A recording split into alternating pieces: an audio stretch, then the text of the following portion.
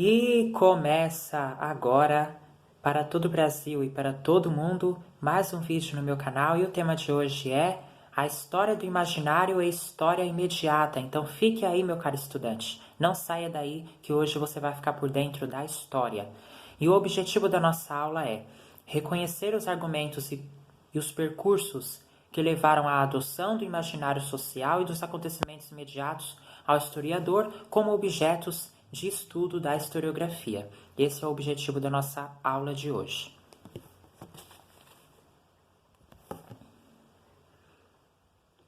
Vamos ao que nos interessa? O imaginário enquanto objeto da historiografia. Partindo da constatação de que todas as sociedades têm um imaginário próprio, os historiadores, desde o final dos anos de 1960, passaram a defendê-lo como um objeto de reflexão em seu campo de atuação. Esses estudiosos entendem que do imaginário fazem parte as curiosidades que as sociedades nutrem sobre a origem dos homens e do mundo. Então, as sociedades, elas nutrem curiosidades, né? Quais são as curiosidades que as sociedades nutrem? Sobre a origem dos homens e a origem do mundo. As inquietudes e incertezas sobre o futuro. Questionamentos sobre a morte, onde a sociedade questiona sobre a morte. E as ideias sobre os lugares distantes, no tempo e no espaço. É com base no texto de Eveline Platagean que iremos estudar o caminho tomado pelos annares em direção à história do imaginário. Nesse texto, publicado em 1978 na obra organizada por Jacques Le Goff, que se propunha a expor sobre os principais campos da história naquele momento, Platagean observou que o interesse pelo imaginário das sociedades na historiografia era muito recente. A autora afirmou que muito do que se propunha acerca deste objeto havia sido inspirado pela obra de Michelet, século XIX, que levou os historiadores a se perguntarem como explicar que determinada sociedade tenha constituído determinado repertório, como explicar em seguida as mudanças sobrevindas neste último, ou seja, passaram a querer explicar sobre a forma como cada sociedade vai fixando um universo mental que responde a todas aquelas inquietudes mencionadas anteriormente, procurando analisar o que determina as mudanças de pensamento ao longo do tempo em relação a tais inquietudes. Para a produção dessa modalidade, adotaram documentos iconográficos, ou seja, imagéticos, como quadros, gravuras e fotografias, e a literatura, por meio de romances e poesias. E se serviram também de documentos escritos, como o interrogatório de um inquisidor, cláusulas de um testamento feito diante de um tabelião, coleta das tradições de um povo, discurso ainda vivo da tradição oral. Platagean, 1990, ele nos mostra como os historiadores foram se dedicando a estudar o imaginário de várias épocas e a documentação na qual se basearam. No que diz respeito à antiguidade clássica, cita as pesquisas de Jean-Pierre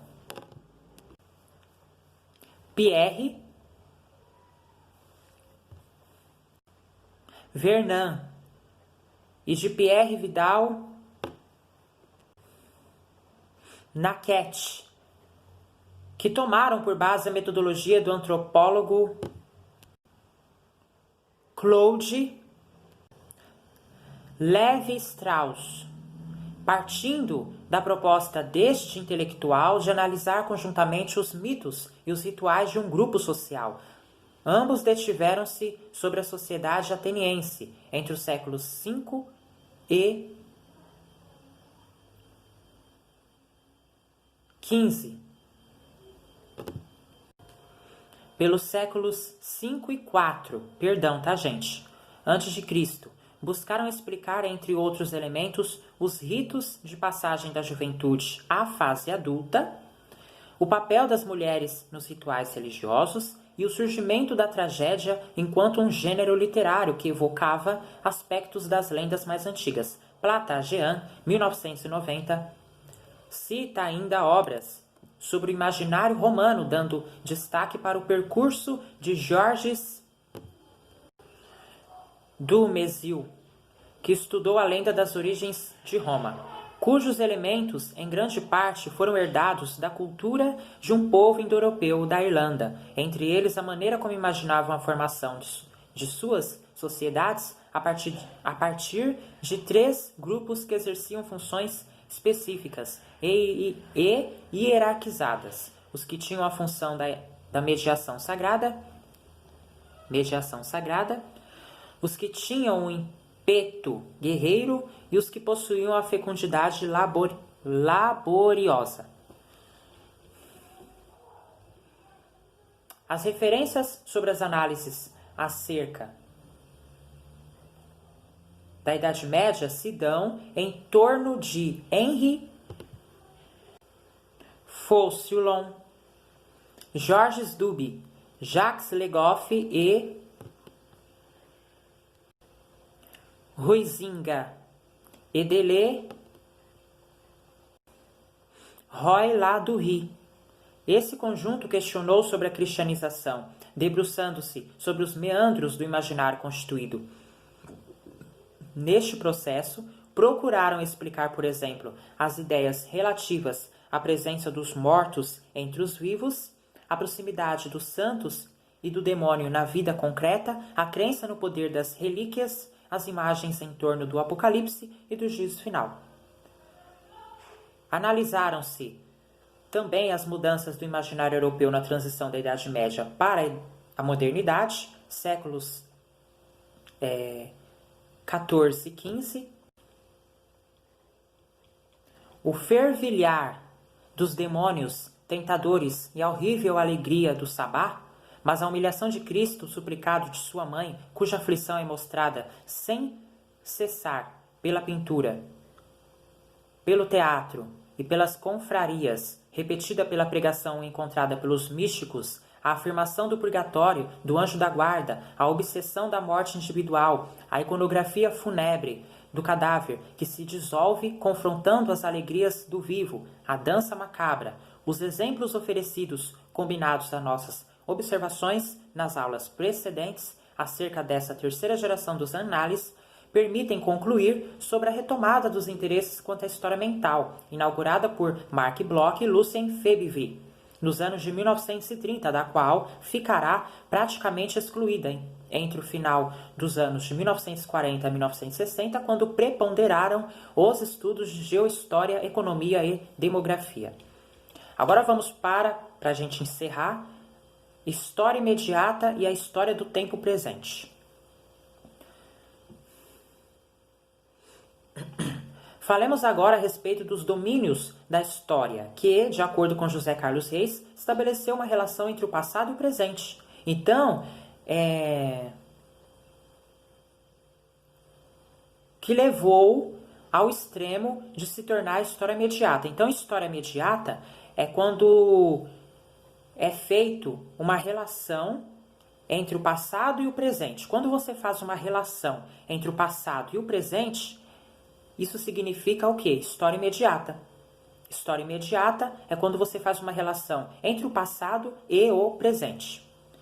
Bom, foi exatamente com o título de História Imediata que Jean Lacouture contribuiu com um texto para o dicionário de 1978, em que defende a possibilidade do historiador e mesmo do jornalista produzirem histórias com base nos acontecimentos de sua própria época. Eu quero ressaltar que não é só o historiador que produz história, tá?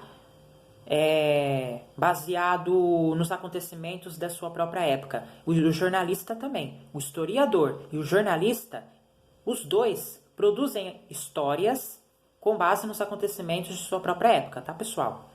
Retomando a obra de Tucídides, que no contexto da Guerra do Peloponeso foi não apenas escrita no calor do acontecimento, como por alguém que participou ativamente do conflito, um responsável notório pelo curso que este seguiu. O autor afirma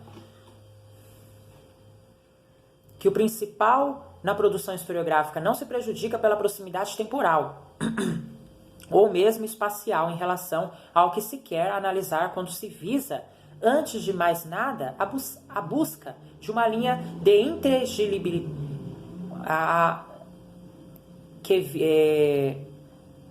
inteligibilidade de uma relação de causas e efeitos, meios e fins.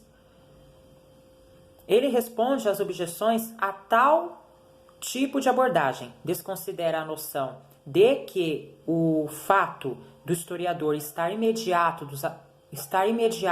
aos acontecimentos que procura explicar o levaria necessariamente a ter dificuldades para avaliá-los com distanciamento, ou melhor, avaliá-los sem que suas emoções e posições condenassem a sua análise. Afirma que este risco também corre o historiador que toma como objeto os eventos e as estruturas de um tempo distante do seu.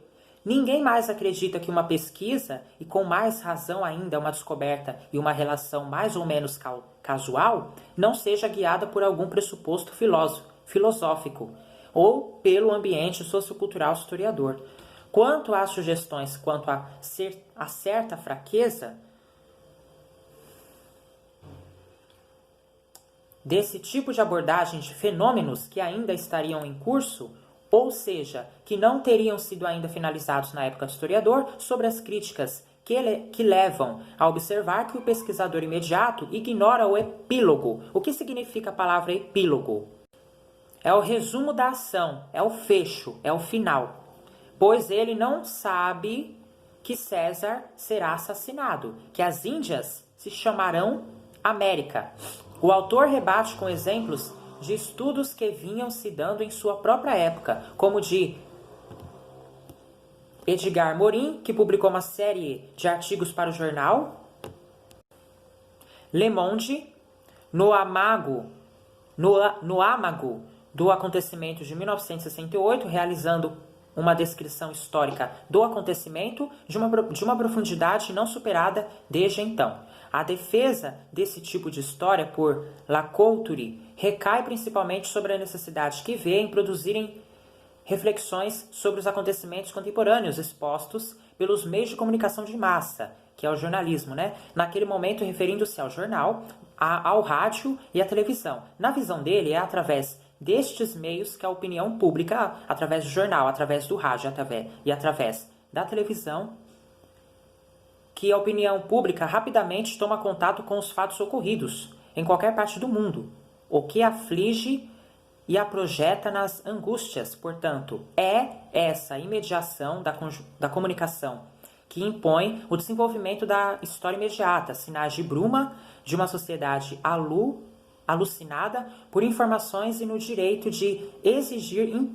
inteligibilidade histórica próxima. O percurso que levou a esse tipo de posicionamento no âmbito da historiografia nos mostra o quanto essa área de estudos se modificou em relação aos primórdios dessa ciência no âmbito acadêmico no século XIX. Lembrando a principal premissa da escola metódica dita positivista, a de que ao historiador cabia um distanciamento absoluto em relação ao passado, né?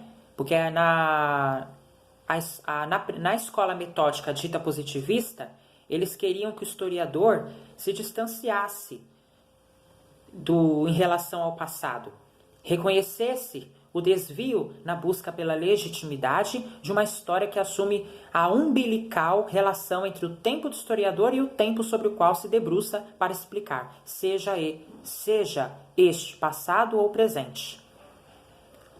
Pierre Nora faz uma explanação sobre a retomada do interesse pelos eventos ou fatos na historiografia. Confira em